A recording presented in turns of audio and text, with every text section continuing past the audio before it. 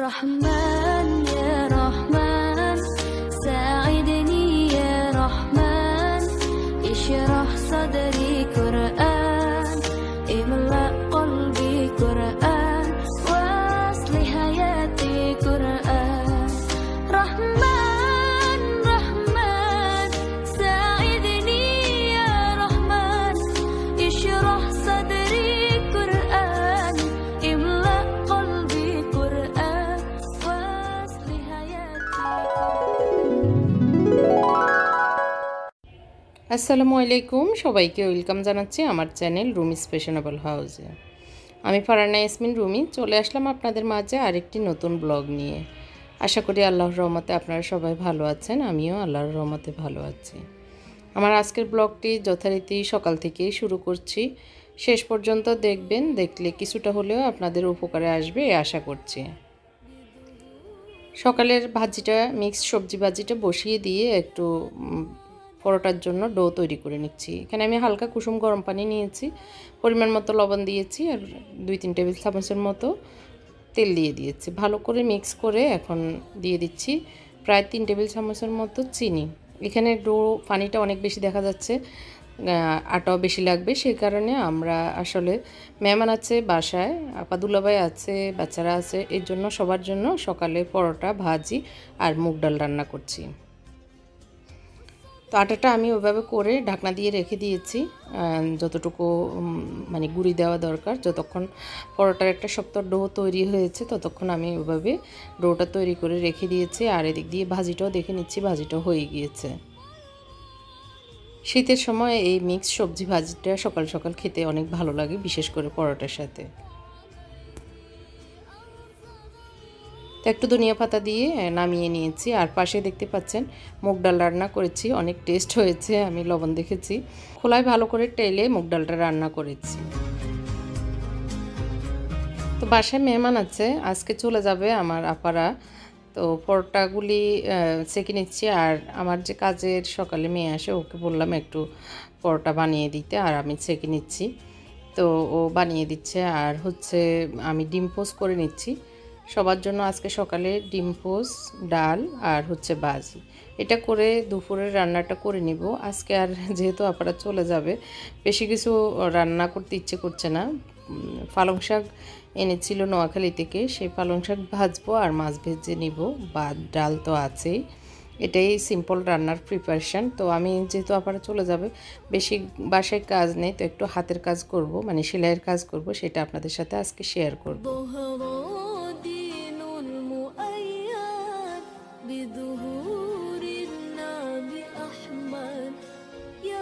তো পরোটাগুলো সেঁকে নিচ্ছি আর গরম গরম টেবিলে দিয়ে দিচ্ছি। সবাইকে বললাম যে চলে আসতে, তো এই তো টেবিলে দিয়ে দিয়েছি, সবাই এখন বসে যাবে খেতে।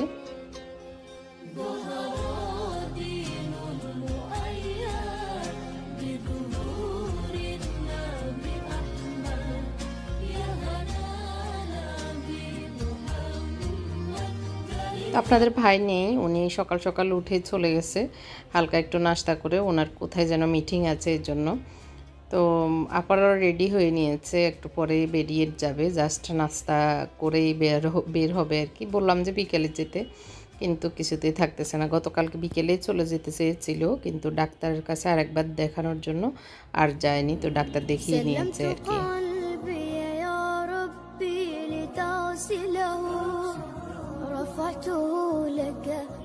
তো ওনারা চলে যাওয়ার পর আসলে হঠাৎ করে ঘরটা একদম শূন্য হয়ে গেছে, খালি হয়ে গেছে। মনটাও বেশি ভালো লাগতেছে না, পরাণ পড়তেছে আমার আপার জন্য। তো কি আর করা, গত 2-3 দিন একটু গাছগুলির যত্ন নেওয়া হয়নি, এর জন্য একটু গাছগুলির হালকা পাতলা যত্ন নিচ্ছি। আমার মন খারাপ হলে কি হবে, গাছের মন যেন ভালো থাকে, সেজন্য গাছের মন ভালো করছি আর কি। তো গাছ সবগুলিতে, আমার বাসায় যে গাছগুলি আছে সেগুলিতে সবগুলিতে স্প্রে করে দিচ্ছি। স্প্রে করে একটু পানিও দিয়ে দিব গোড়ায়, কারণ 3-4 দিন দেওয়া হয়নি এই আর কি। তো মাশাআল্লাহ ঘরের ভিতরে যে গাছগুলি আছে সবগুলো খুব সুন্দর। কিছুক্ষণ রেস্ট নেওয়ার পরে ভাবলাম যে না, একটু হাতের কাজ করি, তাহলে মন ভালো লাগবে, সময় যাবে। তো সেজন্য এখানে আমি আসলে গত কিছুদিন আগে এই কাপড়গুলি নিয়েছি, table cloth, table runner set তৈরি করার জন্য। একজন ভাবি আমাকে বলেছেন আমার মনের মতো করে একটু বানিয়ে দিতে ওনার জন্য। তো এই জন্যই এগুলি নিয়ে এসেছি। তো করব করা হচ্ছে না। এখানে 3 কালারের কাপড় নিয়েছি। এগুলি সুতি টুইল কাপড় 60 ইঞ্চি বহরের আর কি, আর 3 রকমের লেস নিয়েছি। তো আমি কিভাবে করছি দেখবেন। আর এটা হলো কেনা রানার আর কি, রানার সেট বা ম্যাট। তো আমি ম্যাটের সাইজটা একটু দেখিয়ে দিচ্ছি, 12 ইঞ্চি বা 18 ইঞ্চি। তো যাতে মানে মাপটা ঠিক থাকে এজন্য এটারই একটা মাপ নিয়ে নিয়েছি। আর আমি এখানে হলুদ কালারের যে কাপড়টা সেটা হচ্ছে টেবিল ক্লথের জন্য নিয়েছি। আর এই যে প্রিন্টের আরেক কালার নিয়েছি নিচে দেওয়ার জন্য, এটা হচ্ছে রানার আর হচ্ছে ম্যাটের জন্য। মাঝখানের যেটা রানার লম্বা সেটার জন্য আমি সেম সাইজই রেখেছি। আর ম্যাটের সাইজটা আমি বরাবর নিয়ে সাইডে 1 ইঞ্চি বাড়তি নিয়ে নিচ্ছি, মানে আধা ইঞ্চি করে সিলাতে যাবে সেজন্য। আর এই কাপড়গুলি আসলে যে বেডশিটের দোকান থাকে সেই দোকানগুলিতে হয়তো পাবেন। তো সেম প্রিন্ট সেম কালার যে পাবেন আসলে সেটা আমার জানা নেই। আমি আমার যেহেতু কাজ এগুলি নিয়ে টুকিটাকি হয়, তো সেই হিসেবে আমি ইসলামপুর থেকে এগুলি নিই।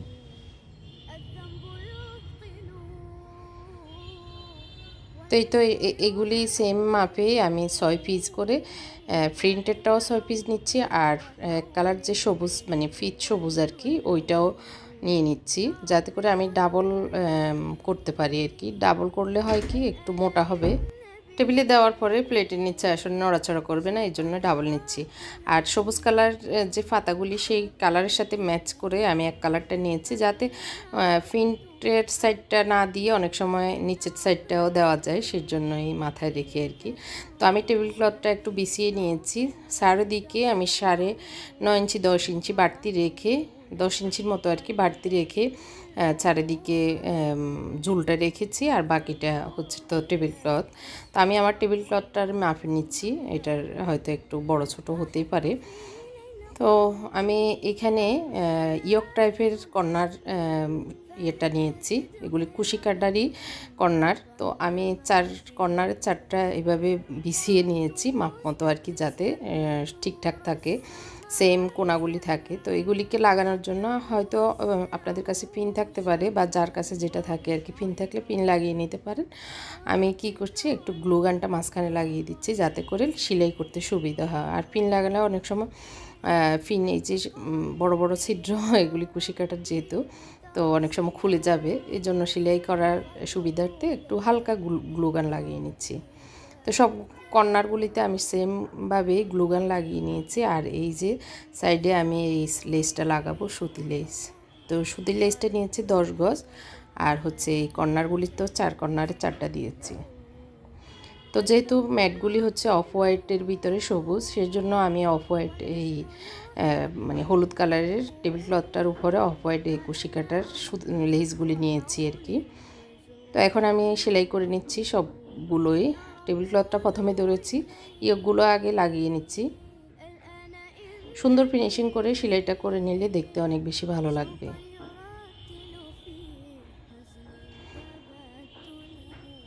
তো অনেকে জানতে চেয়েছেন আমার মেশিনটার সুবিধা অসুবিধা। আসলে এগুলি তো পুরুষেরা দোকানে সেলাই করে, তো সেই হিসাবে আমারও আসলে ফ্যাক্টরিতে ছিল, আমি নিয়ে এসেছি। তবে একটা দিক, অনেক স্মুথ সেলাই হয়, অনেক ভালো, আর খুব জটফট সেলাই করা যায়, এটা হলো মেন বিষয়। তেমন কোনো ডিস্টার্ব নেই। তো আমি টেবিল ক্লথের 2 মাথা মানে চারিদিকে আর কি সেলাই করে নিচ্ছি চিকন করে, তারপর লেসটা লাগাবো। চিকন করে সেলাই করে নিলে আর সুতো টুতো বের হবে না, মানে দেখতে ফিনিশিংটা ভালো হবে সেজন্য। তো সেলাই করে নেওয়ার পরে এখন লেসটাও লাগিয়ে নিচ্ছি। তা আসলে একটু ধৈর্য আর একটু পরিশ্রম করলেই যে কোনো জিনিস অনেক সুন্দর হয়। তো ধৈর্য হলো মেন। অনেক সময় ধৈর্য কুলায় না যে কিছু করতে, অলসতা নিজেদের কাছে মানে অনেক বেশি চেপে ধরে, এর জন্য করতে ইচ্ছে করে না এসব কাজ। কিন্তু একটু ধৈর্য ধরে কাজ করলে কিন্তু ফলটা অনেক ভালো হয়। আমি মাপটা ঠিক রেখে আধা ইঞ্চি করে চারিদিকে মানে বাড়তি রেখে সেলাইটা করে নিচ্ছি। কর্নারগুলো কেটে তারপরে উল্টিয়ে নিচ্ছি। সবগুলো সেমভাবে আমি সেলাই করে নিচ্ছি ম্যাটগুলি আর কি। আর উল্টিয়ে নিয়ে আমি এখন আয়রন করে নেব।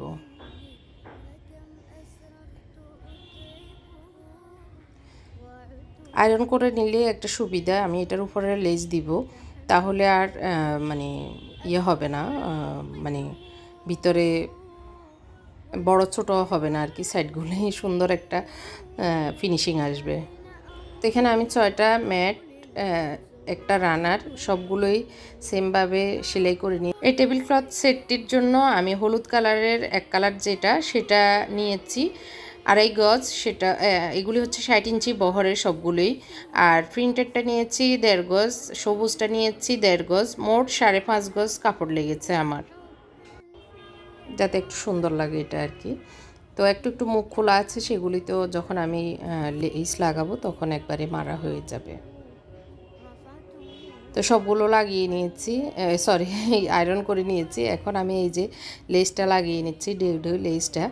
তো একটা সেলাই করে নিয়েছি, তো এখন আমি আরেকটা আপনাদের সাথে শেয়ার করছি সেলাই করে।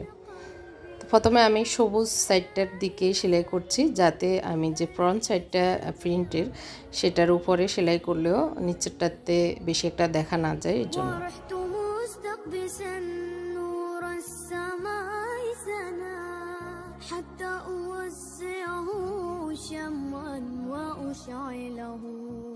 সবগুলোতে সেমভাবে আমি প্রথমে সবুজ সাইডে লেস লাগিয়ে নিয়েছি, পরে প্রিন্টের সাইডে লেস লাগিয়ে নিচ্ছি, তারপর আমি আরেকবার দেখিয়ে দিচ্ছি।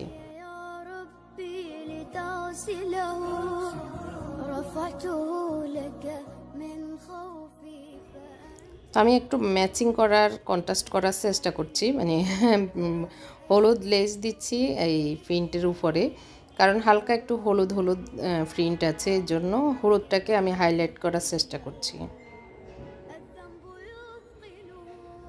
যেহেতু আমি টেবিল ক্লথটা হলুদ রেখেছি, এই জন্যই হলুদটাকে আমি হাইলাইট করছি।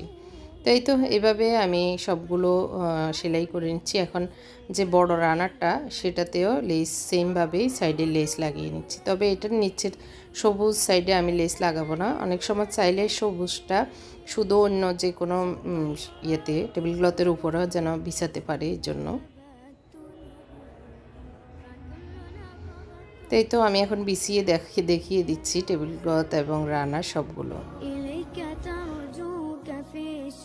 এখন আমি দেখিয়ে দিচ্ছি যে ম্যাটটার মেজারমেন্ট নিয়ে সেলাই করেছি সেটা সেম আছে কিনা, মানে সাইজটা তো একদম বরাবর সেমই আছে, সেম সাইজে সেম ভাবেই বানিয়েছি ম্যাটটা এবং রানারটা আর কি।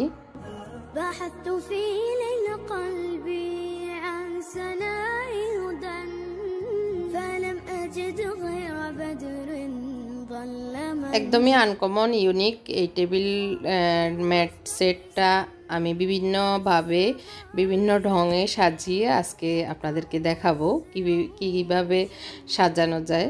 প্রথমে আমি যে সবুজ কালারটা সেটা সেভাবে বিছিয়ে এভাবে সাজিয়ে দেখাচ্ছি, কারণ এখানে অফ হোয়াইট রানারটার উপরে মানে সাদা আর সবুজের ফুলদানি আর একটা ক্যান্ডি স্ট্যান্ড দিয়েছি।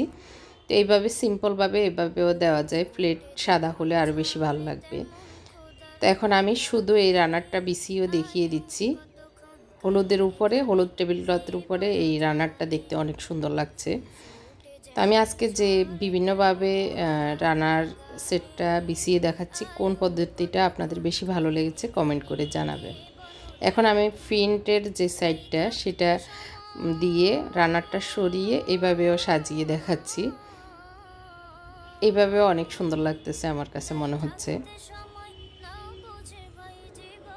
তো এখানে আমি কিছু হলুদ তারপরে ব্লু কালারের শোপিস দিয়েছি, যাতে একটু কন্ট্রাস্ট হয় পপ আপ করার জন্য আর কি। আর এই প্রিন্টটা না আমার কাছে অনেক সুন্দর লাগে, এই পাতা পাতা প্রিন্টটা।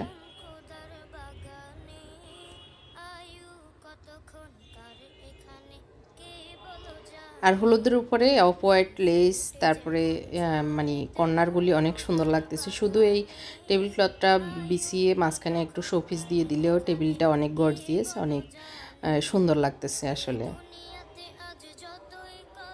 এখন আমি রান্নাটাকে উল্টিয়ে শুধু সবুজ সাইডটা দিয়েছি।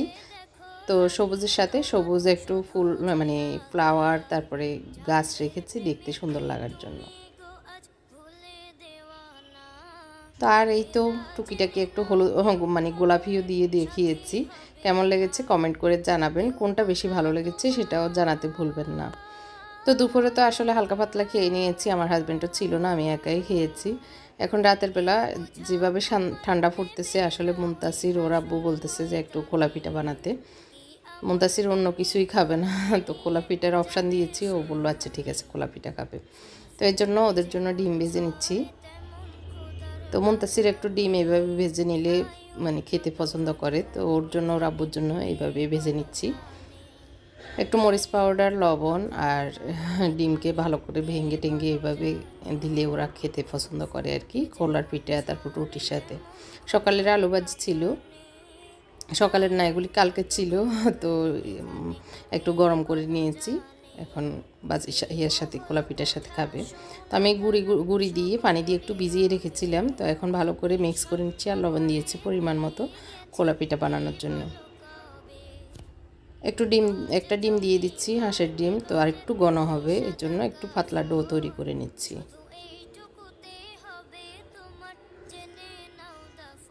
তো ভেঙে চুরে একাকার করে দিচ্ছি ডিমটাকে। এখন খোলা বসিয়ে দিব, খোলাটা একদম টাটকা গরম হয়ে যাওয়ার পরে আমি 1 চামচ ডো দিয়ে দিয়েছি। আর এই তো খোলা পিঠা বানানো তো খুবই ইজি, ঘুরিয়ে ঘুরিয়ে এভাবে বানিয়ে নেওয়া।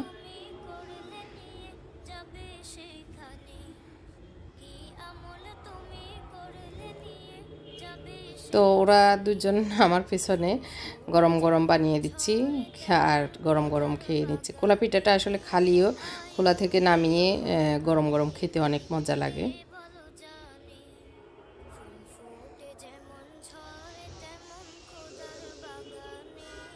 তো আজকের এই ব্লগটি কেমন লেগেছে কমেন্ট করে জানাবেন। যদি আপনাদের সেলাইয়ের কাজ পছন্দ হয়, ভালো লাগে, তাহলে শেয়ার করতে পারেন। আর আপনাদের কাছ থেকেও আমি আজকে এখানেই বিদায় নিচ্ছি। সবাই ভালো থাকবেন, আমার জন্য দোয়া করবেন। আল্লাহ হাফেজ, আসসালামু আলাইকুম।